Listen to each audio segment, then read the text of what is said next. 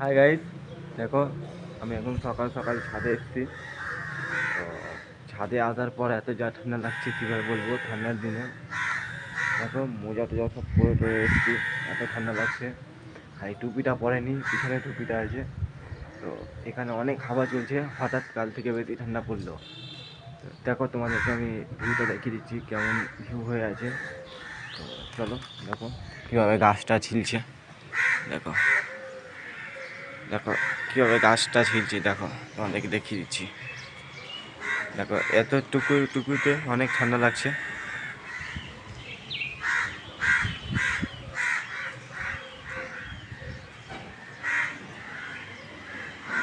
তো হাওয়া অল্পই হচ্ছে, অত জোরে হয় না, কিন্তু অনেক ঠান্ডা লাগছে, ঠিক আছে।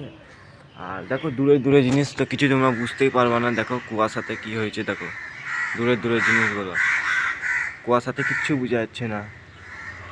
অনেকই ঠান্ডা আছে, ঠিক আছে, খালি পাখিগুলো ডাকছে।